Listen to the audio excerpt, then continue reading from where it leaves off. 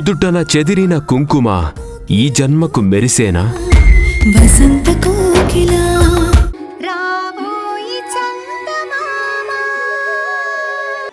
అలాగే, చాలా సంతోషం అమ్మా.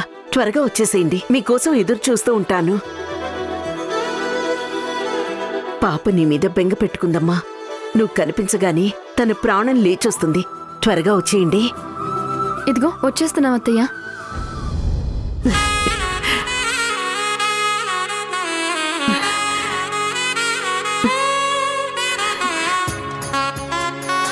భాను, అమ్మా, మీ అమ్మొచ్చేస్తోంది. మీ అమ్మ వచ్చేస్తోంది. మంచికి ఆలస్యంగా అయినా న్యాయమే జరుగుతుందంటారు. కొంచెం ఆలస్యమైనా మీ అమ్మకి మంచే జరిగింది. ఆ వైశాలిని తప్పుగా అర్థం చేసుకున్నాను, నానా మాటలన్నాను. కానీ చివరికి తన్నే పెద్ద మనసు చేసుకుని మీ అమ్మని కాపాడిందమ్మా. ఇక మనకి భయం లేదు. మీ అమ్మ బయటికొచ్చింది అంటే ఎలాగైనా సరే మీ నాన్నని నిర్దోషిగా బయటికి తీసుకొస్తుంది. మనమందరం కలిసి ఇదివరకట్లా హాయిగా ఉండొచ్చు.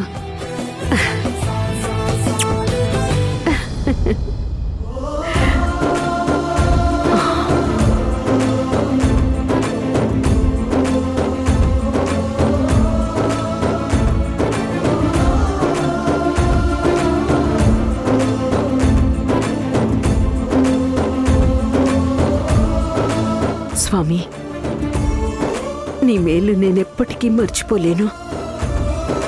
అమ్మా నాన్నలిద్దరూ దూరం అయిపోయి ఆ పసిబిడ్డ ఏమైపోతుందో అని నేను విలవిల్లాడిపోయాను. ఈ కేసులోంచి వాళ్ళెలా బయటపడతారా అని దిగులు పడ్డాను. ఇప్పుడు వైశాలి కూడా మాకు అనుకూలంగా మారింది. ఇక భయం లేదు. ఎలాగైనా సరే చంద్రిక, భరత్లు చాలా ఈజీగా బయటకు వచ్చేస్తారు. వీళ్ళ ముగ్గురు కలిశారంటే ఆ వీరభద్రం ఆట కట్టించడం చాలా సులభం అవుతుంది. లక్ష్మి గారి ఆత్మ శాంతించాలి, కౌశిక్ ఆశయం నెరవేరాలి. అవన్నీ జరగాలి అంటే ఆ వీరభద్రానికి శిక్ష పడాలి, న్యాయం గెలవాలి. నువ్వున్నావు స్వామి, నువ్వే మాకు అండగా ఉన్నావు. నీ దీవెన్లు, నీ చల్లని చూపు మా కలకాలం ఇలాగే ఉండాలి స్వామి. వైశాలి, ఈరోజు నేను, భరత్ గారు, మీనాక్షి అత్తయ్య మేమందరం సంతోషంగా ఉన్నామంటే దానికి కారణం నువ్వు. నిజంగా నీ మేలు ఎప్పటికీ మర్చిపోలేను. చూడు చంద్రిక, నేను మీకు చేసిన హెల్ప్ అంత పెద్దదేం కాదు. జస్ట్ నీకు బెయిల్ తెప్పించాను. నిన్ను పూర్తిగా ఈ కేసులోంచి బయటపడేయగలిగితే అప్పుడు నేను నీకు నిజంగానే హెల్ప్ చేసినట్టు. మనం ఎలాగైనా ఈ కేసు గెలుస్తున్నాం వైశాలి. ఇంకొక విషయం చెప్పనా? నేను ఇంతవరకు ఎవరికైనా సహాయం చేయటమే తప్ప ఎవరి దగ్గర నుంచి సహాయం తీసుకోలేదు. మొట్టమొదటిసారి నీ సహాయం తీసుకున్నాను.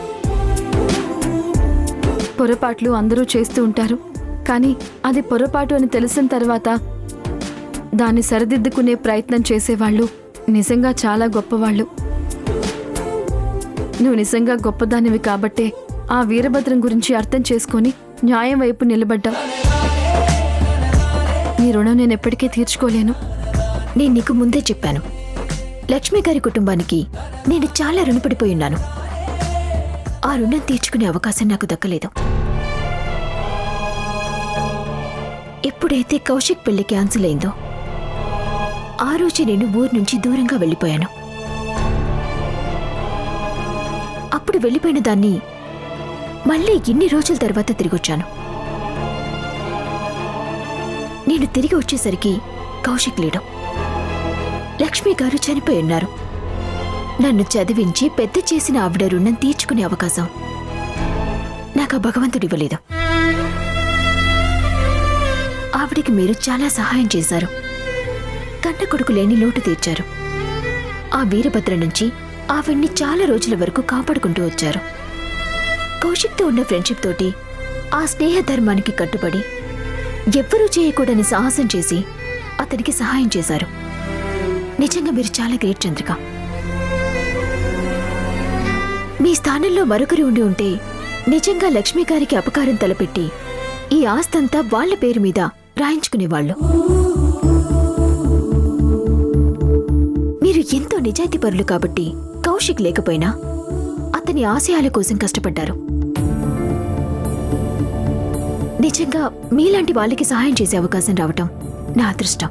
నువ్వు ప్రేమించిన కౌశిక్ ఆత్మకి శాంతి కలగాలంటే నిజంగా ఆ వీరభద్రానికి ఉరిశిక్ష పడాలి వైశాలి. ఆ రోజు తొందరలోనే వస్తుంది. ఇంటి దగ్గర అత్తయ్య గారు మన కోసం ఎదురు చూస్తూ ఉంటారు. ఒకసారి త్వరగా వెళ్ళి కలిసొద్దాం. మనల్ని చూడగానే ఆవిడికి ప్రాణం లేచొస్తుంది వైశాలి. నువ్వు చేసిన సహాయానికి నిన్నొక దేవతలా నెత్తిన పెట్టుకుని చూసుకుంటుంది. రా వెళ్దాం. ఇప్పుడు మనం వెళ్లాల్సింది అక్కడి కాదు చంద్రిక, మరి ఆ వీరభద్రం దగ్గరికి. ఇంతకాలం మనల్ని మోసం చేశానని చాలా సంతోషంతో ఉన్నాడు కదా. ఆ సంతోషం ఎక్కువ రోజులు నిలబడదు అని చెప్పి వార్నింగ్ ఇచ్చి రావాలి. అతనికి వార్నింగ్ ఇస్తే ఇంకా అతను ఆ టెన్షన్లో తప్పులు ఎక్కువ చేస్తాడు. అతను చేసే ప్రతి తప్పు మనకి ప్లస్ అవుతుంది. కాబట్టి మనమిద్దరం ఇక్కడి నుంచి డైరెక్ట్గా వీరభద్రం దగ్గరికి వెళ్ళి అతని మోసాన్ని కనిపెట్టామన్న విషయం తనకి అర్థమయ్యేలా చేయాలి. రా వెళ్దాం. సరే వెళ్దాం పద.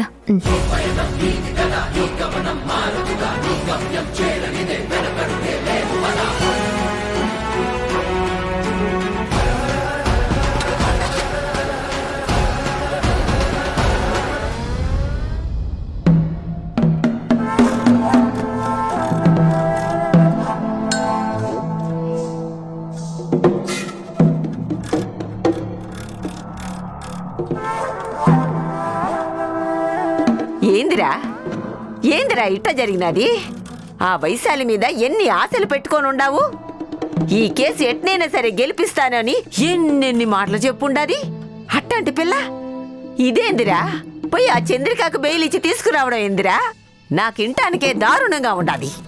అదే నాకు అర్థం కావట్లేదమ్మా. ఎక్కడో ఏదో తేడా జరుగుండాది. ఆ వైశాలికి మన మీద అనుమానం వచ్చుండాది.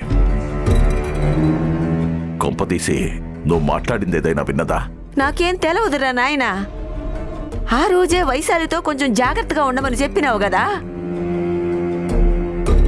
ఆ దినం నుంచి ఆ ఎమ్ము వచ్చినప్పుడు నోరెత్తిందే లేదు. ఎందుకైనా మంచిదని గమ్ముని కూర్చొనుండాను. మరి దానికి ఎట్టా అనుమానం వచ్చుండాది?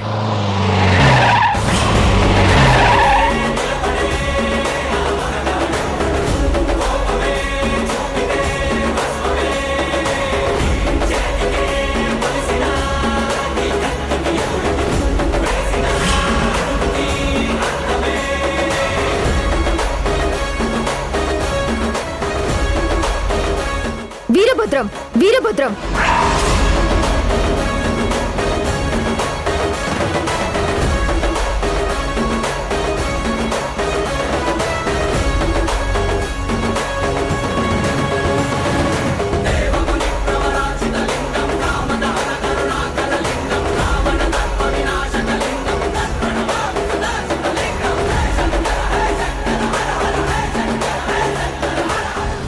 అసలు నిన్ను ఈడకి ఎందుకు తీసుకొచ్చినాను? నువ్వు చేసిన పనింది.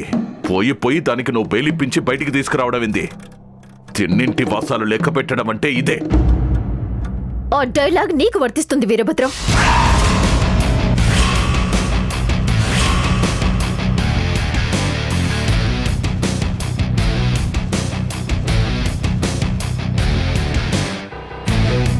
ముప్పై 35 ఏళ్లుగా ఈ ఇంటి తిండి తింటూ ఈ ఇంటి అల్లుడిగా వచ్చి చివరికి ఈ ఇంట్లో వాళ్ళందరినీ బలి తీసుకున్నావు.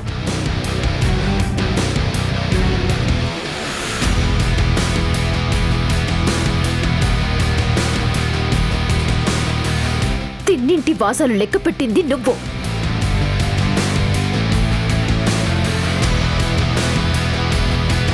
ఆస్తి కోసం ఎంత అన్యాయం చేశావో, ఎంతమంది ప్రాణాలు తీసావో నాకు ఇప్పుడు అర్థమైంది.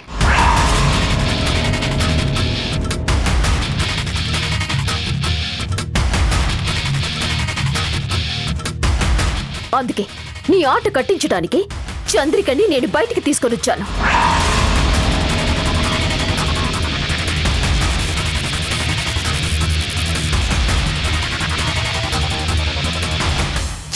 ఎంతమంది జీవితాలు నాశనం చేద్దామనుకుంటున్నావు? నిన్ను వదిలిపెట్టను. నీ అంతు చూస్తాను. భరత్ని కాపాడి లక్ష్మి గారిని చంపింది నువ్వేనని ప్రూవ్ చేస్తాను. ఏంది? ఆ చంద్రికతో చేరేసరికి నీ మతిగారి పోయిందా ఏంది? నోటికొచ్చిందల్లా మాట్లాడుతా ఉండావు.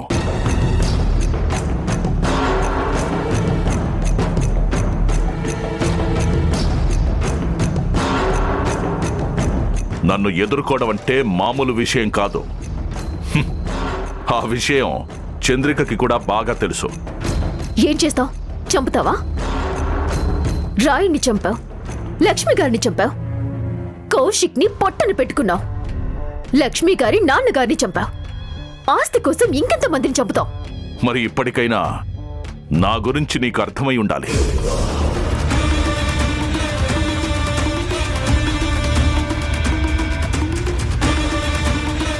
నేను అనుకున్నది జరగకపోతే ప్రాణం తీయడం అనేది నాకు పెద్ద విషయమే కాదు. ఇంతమంది ప్రాణాలు తీసిన నేను నీ ప్రాణం తీయడం నాకు ఒక లెక్కే కాదు. ఏంటి చంపుతావా? హా? నీ చేతనైతే తన మీద చేయవే. నీ బెదిరింపులకి ఇక్కడున్న జనాలు భయపడతారేమో.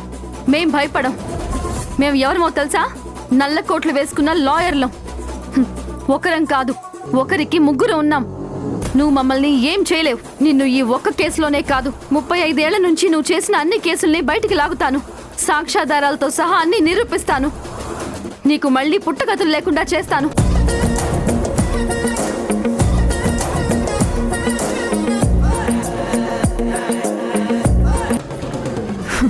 ఇలాంటి వాడితో మనకి మాట్లాడి చంద్రిక.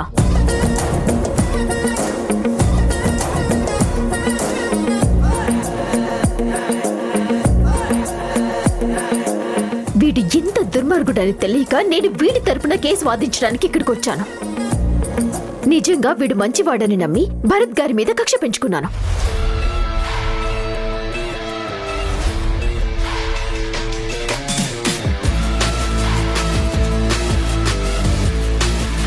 నేను ప్రేమించిన కౌశిక్ని భరతే చంపించాడని అనవసరంగా అపార్థం చేసుకున్నాను. కానీ వీటన్నింటికి అసలు కారణం ఈ దుర్మార్గుడు అని తెలిసింది.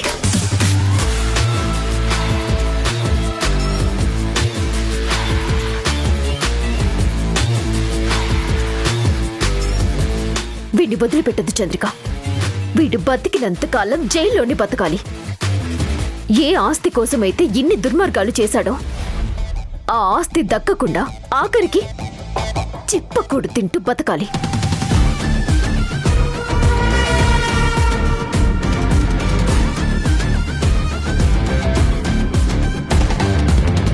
వీడికి ఉరి శిక్ష పడితే ఒక్కసారి చచ్చిపోతాడు చంద్రిక.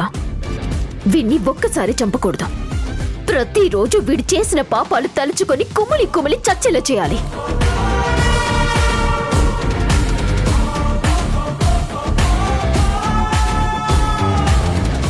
ఇప్పుడు చెప్తున్నాను మిస్టర్ వీరభద్రం, నన్ను ఈ ఊళ్ళో నుంచి తరమేస్తాను అని ఛాలెంజ్ చేశావు కదా.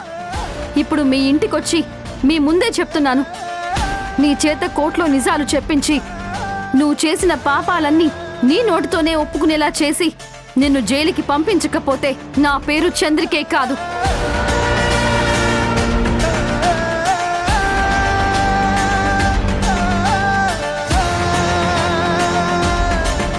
ఇక నుంచి రోజులు లెక్క పెట్టుకో. నీ కళ్ళ ముందే భరత్ గారిని బయటకు తీసుకొస్తాను. అదే స్థానంలో నిన్ను నిలబెట్టి నీకు శిక్ష వేయిస్తాను.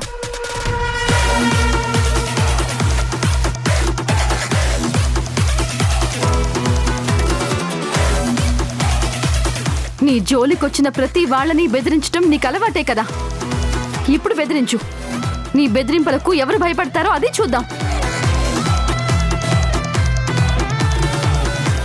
ఈ ఊళ్ళో నీకు అనుకూలంగా ఒక్కడు కూడా సాక్ష్యం చెప్పడు.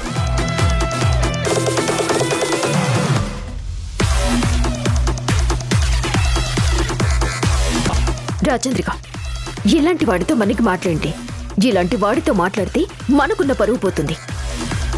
వీణ్ణి ఎక్కడికి రప్పించాలో ఎలా వంగదీయాలో నాకు బాగా తెలుసు. రాజేంద్రిక వెళ్దా.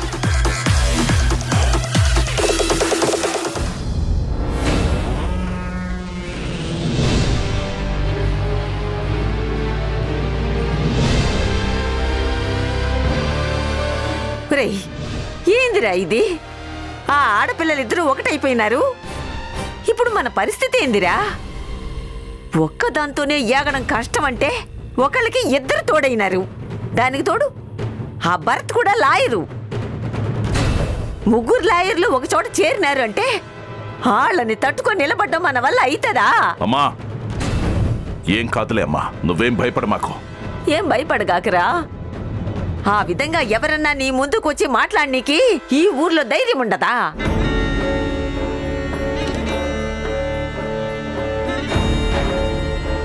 ఎవరన్నా గేటు దాటి లోపలికి రావాలంటే భయపడి సస్తారు. అట్టాంటిది ఇద్దరు ఆడకూతుళ్ళు సరాసరి నీ ముందుకు వచ్చి నిన్ను నాశనం చేస్తాను, నిన్ను జైలుకు పంపిస్తాను, నీ చేత చెప్పకూడు తినిపిస్తాను అని ఆ విధంగా చెప్పిపోతా ఉంటే ఇంకా భయపడగాకు అంటావేందిరా? అమ్మా,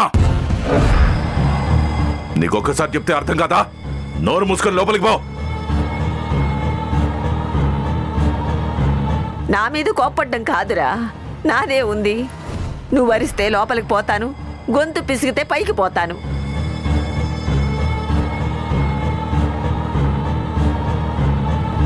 కానీ రేపు నీ పరిస్థితి ఏందిరా? ఇన్నాళ్ళు ఈ ఆస్తి కోసం ఇక్కడ గాడిద చాకిరీ చేసినావు, కానీ ఇప్పుడు దాన్ని అనుభవించకుండానే నిన్ను జైలుకు పంపించేట్టున్నారు.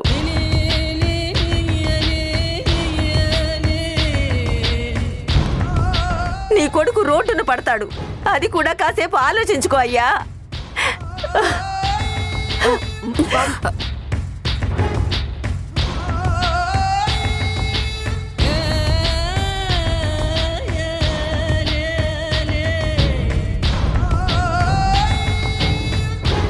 చూసారా మేడం, ఇలాంటి పరిస్థితి వస్తుందని నేను ముందు నుంచి చెప్తూనే ఉన్నాను, కానీ మీరే నా మాట వినిపించుకోలేదు.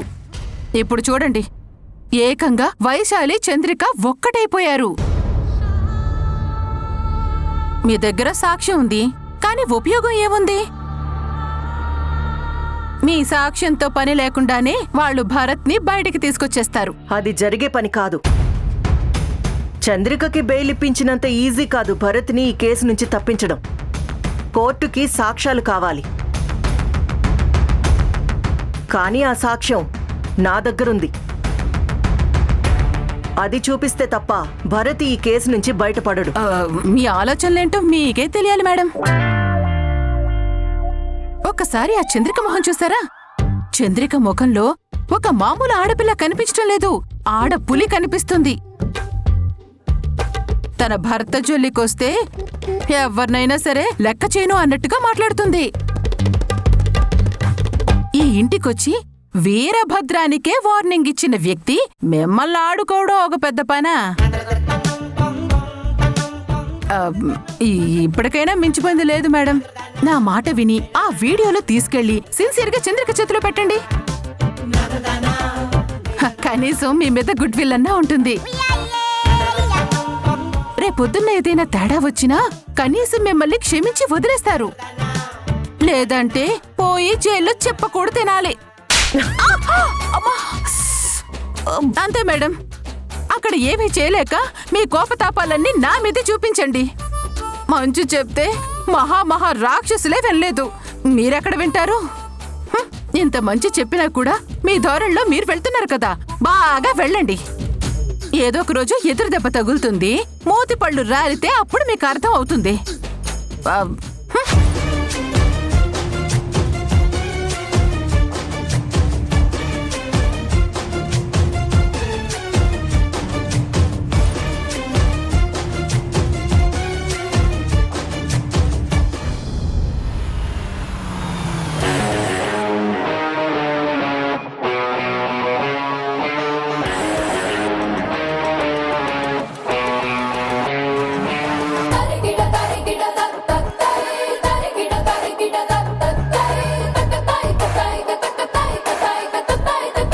అమ్మ చంద్రిక, వచ్చావా తల్లి?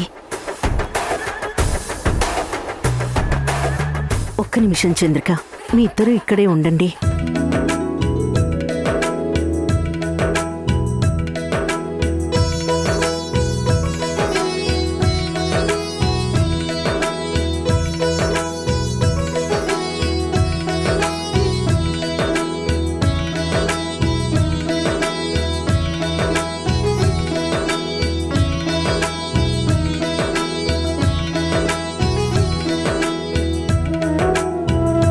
లోపలికి రండమ్మా. రామ్మా. ఉమ్.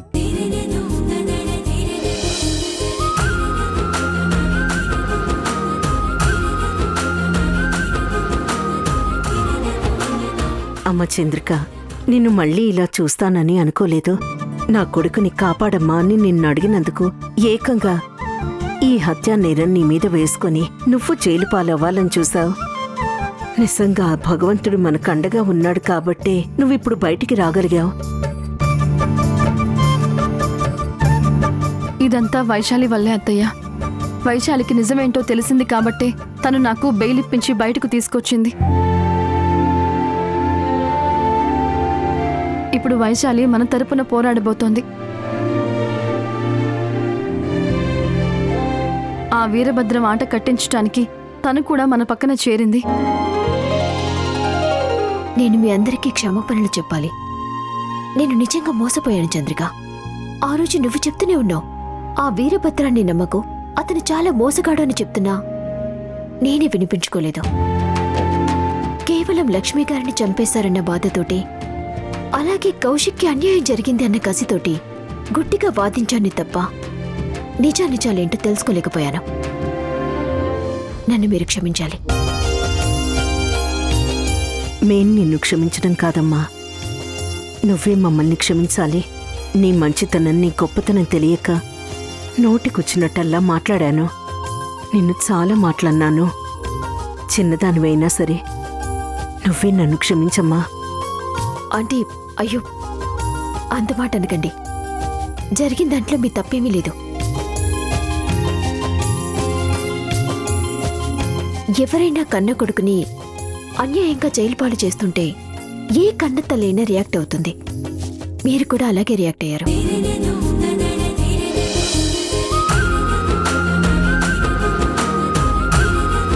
ఒక దెబ్బ కట్టు భరత్ పోతాడు, ఇటువైపు చంద్రిక పోతాది.